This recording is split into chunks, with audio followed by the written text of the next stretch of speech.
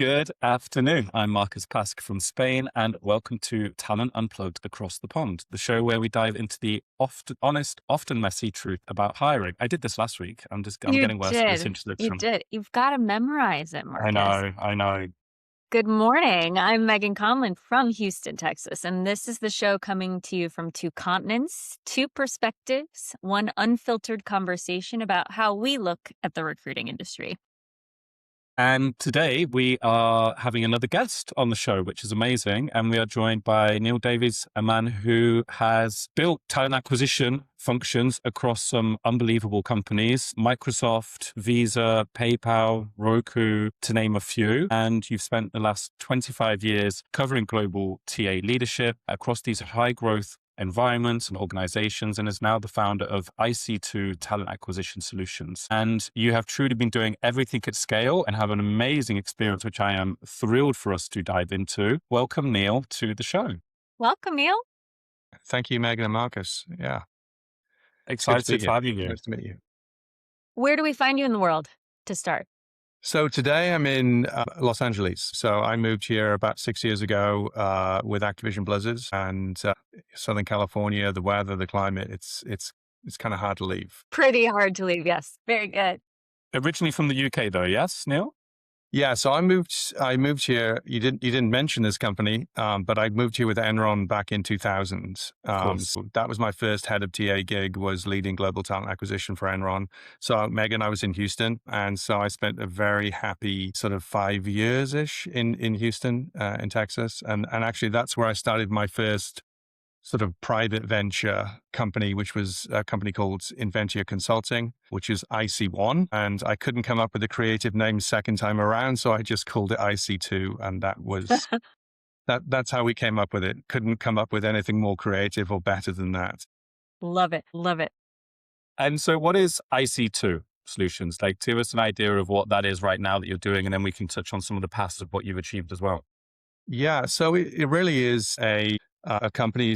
I started it after leaving Roku with some former colleagues of mine who were all on the market at the same time. It was a pretty tough time in 2023, tail end of 2023. And so we got together, and it was part self-help group and part business, sometimes more self-help than business. And really what we've been doing is helping companies with their TA problems. So sometimes it's to do with their technology stack. Sometimes it's to do with university recruiting and building a university recruiting program. It really does depend. But we try and sort of go in and diagnose and look at TA holistically, not just the TA function, the TA organization, but look at TA as a organizational capability that needs to be built. So we look at brand and reputation, we look at processes, we look at tech stack, and we just try and help clients sort of move the needle from maybe where they are today to where the business actually needs them to be in the future. Do you have a sweet spot of like head count or size of company, or does your clientele really span a wide range of employee size? Yeah, we've done work with sort of small boutique VCs and PE firms, and we've done work with large sort of global international companies. So it really varies. Honestly, starting a new business in that climate, in that market, we haven't really been very picky in the business that we've taken. I sometimes joke that, you could wax me and use me as a surfboard if you like, so it's been a tough 2 or 3 years. And so we've enjoyed working with all of our clients and adding value to them. So yeah, no job is too big or too small. That's so interesting. And one more question, Marcus, before Right. maybe we transition. How long are your projects normally? How long are you with a client before they say, "Oh, thank you, you have solved all of our problems"? Yeah, it really depends on the scope of the project. Yeah, there's been projects where it's been just a couple of months and it's a very defined problem that they're looking to solve. So, for example, a company that's looking to inject AI into their interview scheduling. It's very defined, very clear. So it really is about going out, doing the research, understanding what could work with their tech stack, really understanding what their detailed requirements are around an AI scheduling tool, and then helping them run an RFI and then an RFP to sort of come to a decision. So very defined, very clear. And yeah, that the scope for that was just a couple of months. Other projects have been more of a sort of fractional come in and run TA for a period of time. The last assignment I did was like that. And that ran for a couple of months. And then we found the replacement head of TA for that client. And we then kind of did little bits and pieces carrying on from that. So we sort of hope that at the end of that we're on this speed dial for the next problem that comes along. Yeah. Do you have a preference? We've spoken with other fractional TA leaders on this podcast before, and then also folks that are building their business. Would be curious if, with the vast amount of experience that you have, do you like the fractional work where you're actually somewhat embedded in the company, or do you prefer being more on the periphery, doing the analysis and then giving a solution? I like both. I do miss being part of something bigger. I do miss working. Honestly, I do miss working for a brand. I do, some like IC2 is also like IC who. No one's heard of us. So if I go to Unleash or somewhere, I miss going up to a booth and talking to people and being able to say I work for XYZ. So, maybe that's a bit of ego. Maybe it's a little bit of just wanting to be part of something bigger. So I do miss that, but I do enjoy, honestly, I've enjoyed the work that I've done for the last sort of 2.5 years. But, I like to think that there's at least one more, maybe two more heads of TA gigs in my future before I sort of hang up my boots. Honestly, I feel like I've been doing it for 25 years and it took me 20 years to get good at it. I think it's one of the toughest jobs out there. I think you need the kind of operational skills of a chief revenue officer, and you need the rapport building and the sort of relationship skills of almost a chief people officer. You live in that world of having to sort of have both of those skill sets. And, I did some research a few years ago into the average tenure of a head of TA. And I looked across, I think like 300 heads of TA, and the average tenure was 1.9 years. Yeah, doesn't surprise So me. yeah, it's a tough job. So like I said, it's taken me 20 years, I think, to get good at it. I think I am pretty good at it at this point. And yeah, so I'm looking forward to maybe doing one or two more before I hang up my boots.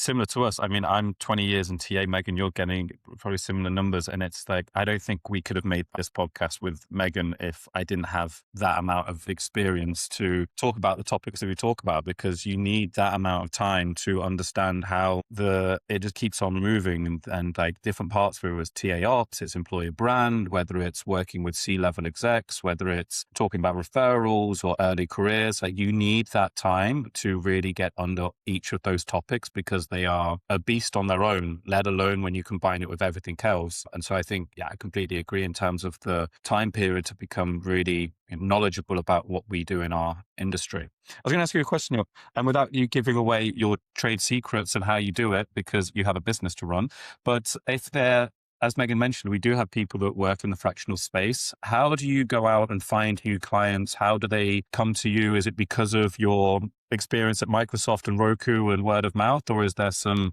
amazing marketing campaigns that we should be adopting ourselves to go and find these clients? I'm probably the last person to ask that question to. Honestly, most of my business has come from people who I know already. Sometimes you get the gift of someone who reaches out to you and says, "Hey, I saw you used to work at Flexport. We're looking for a search for someone or something in the freight forwarding or the supply chain and logistics space, and would you be able to help us with that?" Mhm. So those are gifts, and they're great when they happen. I probably, in the first year of setting up IC2, I probably sent 15,000 cold emails to Wow. heads of chief people officers was my main target. And I can count on one hand the number of useful responses that I got. I've run campaigns on LinkedIn. I've run email campaigns. I've written 2 ebooks. I've done everything that you should say you should do in terms of business development, apart from hiring someone to do business development for me. And yeah, the results have been lackluster. I've got to be honest. I think that people are so inundated with emails, with LinkedIn messages. It's to break through that is super difficult. I think going to the conferences has been really helpful. So going to Unleash and HR Tech and those kinds of venues, even as a no name company, without a Yeah. booth or anything like that, it's good to sort of understand from a broader perspective what's going on in the industry, but B, to kind of put yourself out there. It's easy to sort of sit home in your home office and kind of knuckle down and again send thousands of emails to Yeah. people, but there's something beneficial in just kind of getting out there and forcing yourself to sort of I'm an introvert, so I find those things really difficult to do, but they are pretty rewarding and do generate results. Well, you're in good company. Introverts that moonlight as extroverts is two folks on this call. Well, Neil, let's maybe rewind the tape a bit since you've had such vast experience and the landscape. You're making me sound so old when you say No, that. well, I mean, we're not spring chickens either.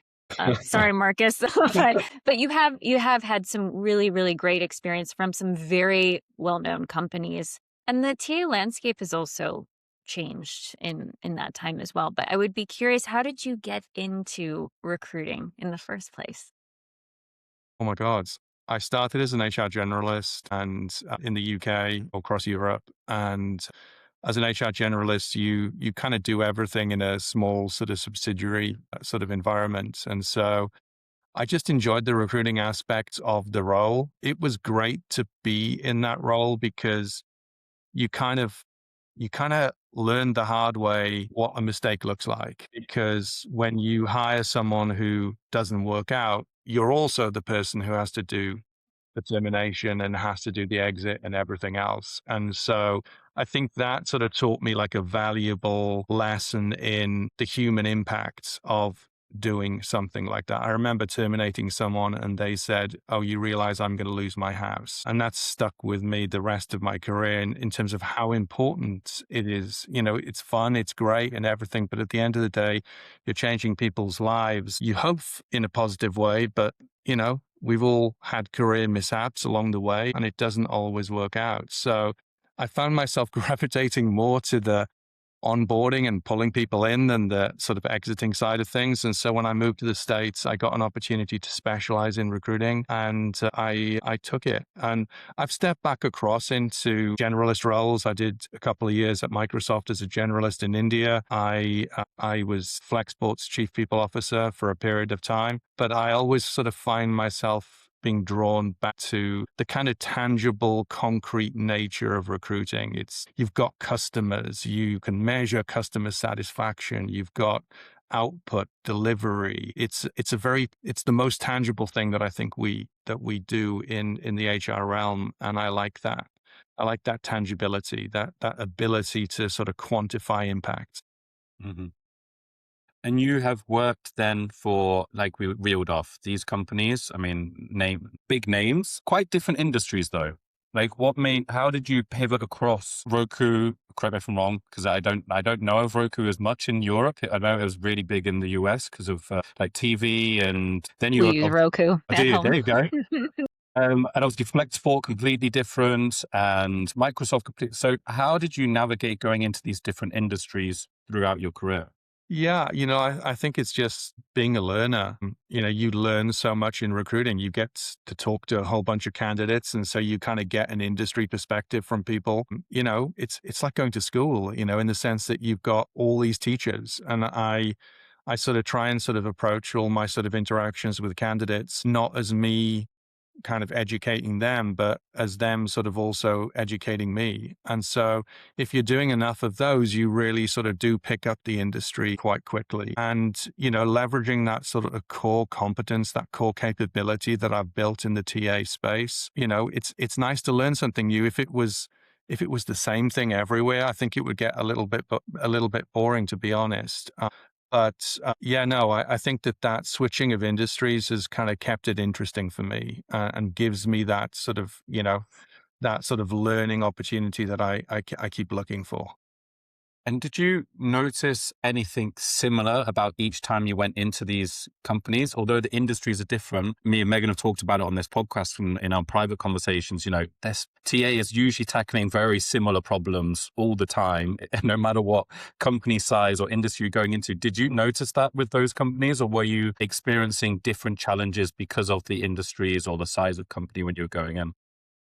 Yeah, no, I think it varies from place to place. There are probably some sort of common themes that come up consistently. Resourcing is a fairly common theme that I see sort of time and time again, where the TA organization is under-resourced and they haven't figured out an algorithm or an operating model that allows them to secure the resources that they need. So you find that they're spending $14 million a year on headhunters and agencies, and yet you can't get an extra recruiting coordinator for a business where you need someone to meet and greet candidates as they're arriving in the lobby, kind of thing. So it's really sort of sometimes about figuring out, okay, what is our operating model? What does our resourcing model look like? What's our workforce plan? And how do we translate that workforce plan through our operating model into a set of sort of resource asks? And, do that relatively early while you're in that honeymoon period. So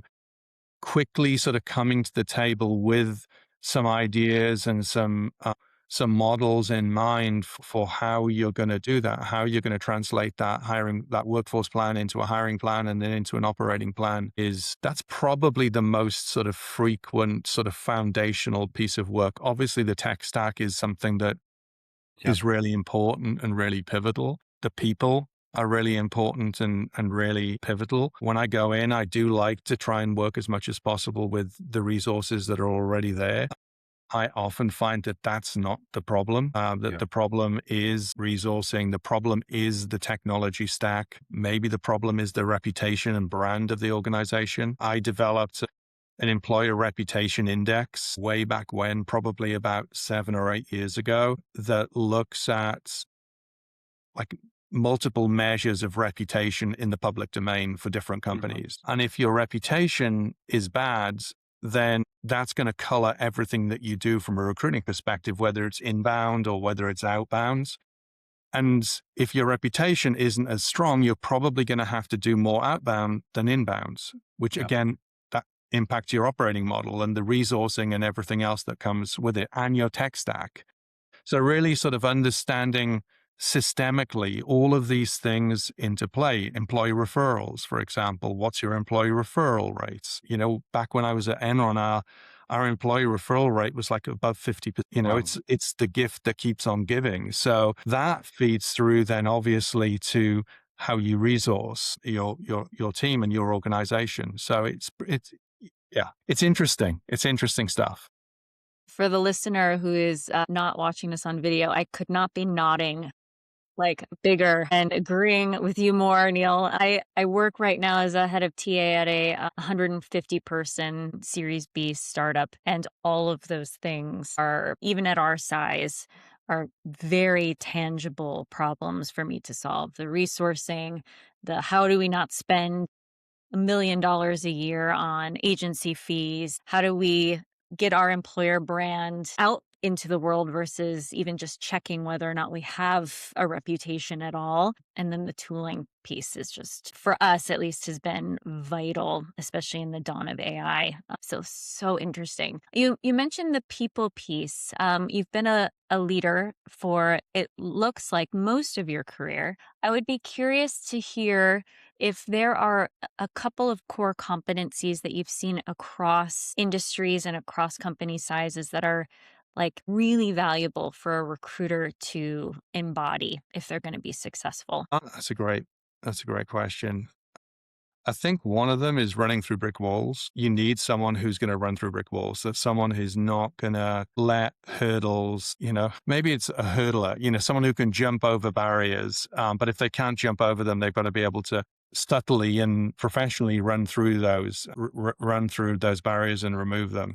But it's that drive, it's that tenacity, it's that desire to make things happen and get things done. I think that's kind of not probably specific to recruiting. I think that's probably something that's valuable across all areas. I think that good project management skills are really important. I think that filling a position is a project. It has a beginning, it has an outcome, and it has a series of milestones that you have to sort of step through. So someone who approaches a search, filling a rec, whatever you want to call it, as a project is more likely to be successful than someone who is more random in their sort of work and in their efforts. I think analytical skills are sometimes, I don't think everyone needs to be a pivot table jockey or anything like that, but I think that having sort of the ability to, if you've grown into a point where now you're not just managing a series of recs, but now you're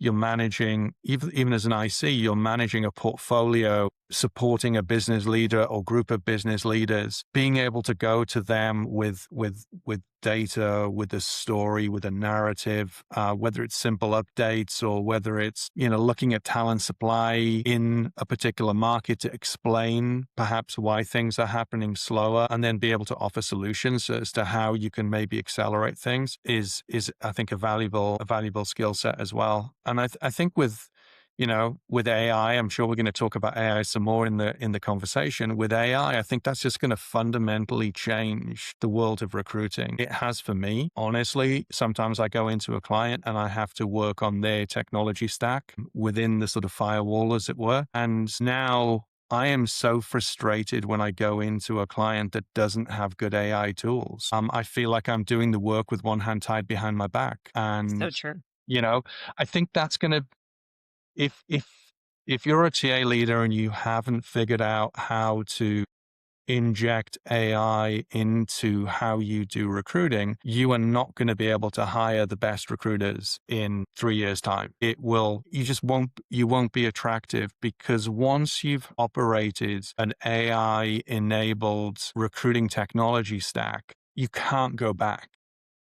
It's really, really hard to go back. So yeah, I think that's being open and embracive of that change of new technology, I think is going to be going forward, probably the most vital skill set that you're going to see in recruiting.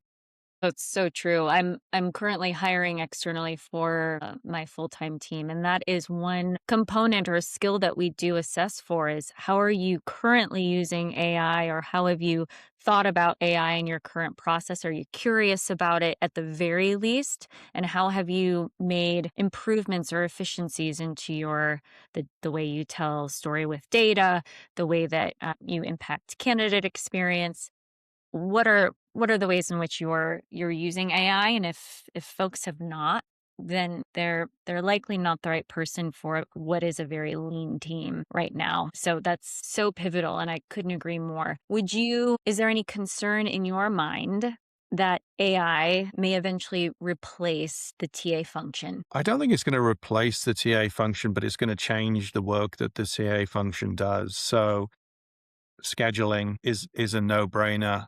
Someone explained to me who spent their time scheduling that it's like Tetris, like playing Tetris with people, and schedules, and it's actually difficult to do. Again, AI is ideally suited to that, and it doesn't present any risk. There's some operational risk, obviously, but there's no selection risk associated with it. So for someone who wants to adopt AI, it's actually a really sensible place to start and to sort of, cut your teeth on that kind of work. Once you move into selection, it's amazing what AI will do. And, if you're reviewing 500 applications and traditionally you reviewed them one at a time, then it's a godsend to do that. So what do you do with your time now that you're not sitting there staring at hundreds of resumes? Well, that's, I think, where some of those other skill sets come in, about understanding your employer's reputation. Okay, so how do I get more talent in at the top of the funnel, and more of the right talent in at the top of the funnel? What's my LinkedIn view to apply rates? How can I move the needle on that? So I think it just changes the job. Our team's going to be as large as they were. Will I ever manage a team of 160 recruiters again? Probably not. I think that teams are going to get smaller as, You guys maybe remember this. I certainly remember this, where when I was in TA probably 20 years ago, you had something called a researcher. A Yep. researcher, try and get researchers to reach out to candidates. Forget it. They wouldn't. They spent their time doing flipping websites and doing searches and stuff. And that was hunting for candidates. I'm Yeah. old enough to remember a company directory, you know, Mhm. recruiter Mhm. your hands on one of your competitors' company directories. I would never do that in-house, but I knew external recruiters who would do that. That was like goals. And it was just about information. And now everything, or most things, 90% of things are on LinkedIn. So the industry has changed. It will keep on changing. I think this is probably the most pivotal change that we have seen and probably will ever see in the sort of world of work. And so, look, I've got two kids, one who's 20 and the other who's 18. So they're both entering the world of work, and they're asking me, like, Dad, what should I do? What should I think about doing? And I think that's really hard, because it's hard to sort of predict the future. Mhm. But I probably wouldn't sort of recommend them to go into that sort of traditional recruiting realm, because I do think just it's gonna contract from a scale perspective. I think there's still going to be incredibly rewarding work to do in recruiting and in talent acquisition. That sort of people connection component is not going to Yeah. go away, but it's the what we probably have spent, or what recruiters have probably spent 70% of their time doing in the past is going to just change fundamentally and get done by AI.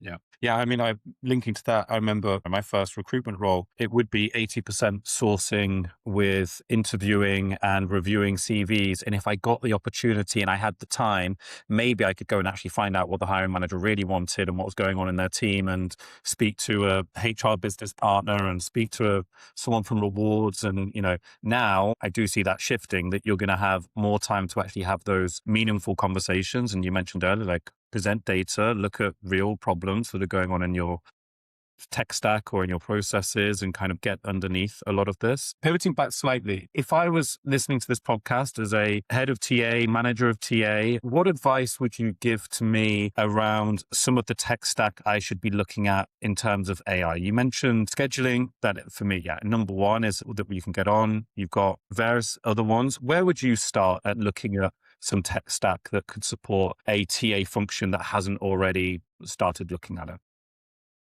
Yeah, I think you've got to probably start with what you currently have. I'm not a fan of like massive ATS implementations. We have never come across an ATS that's perfect. They all have their own, Marcus is laughing. Yeah, they all have Yeah, say, they have their own eccentricities and gaps and everything else. So, do you really want to go in and burn 9 months of your time and of the team's time pivoting for something that's going to give you marginal gains? And honestly, you don't need to, because you can bolt on additional sort of functionality around the core of your ATS, at least for most ATSs.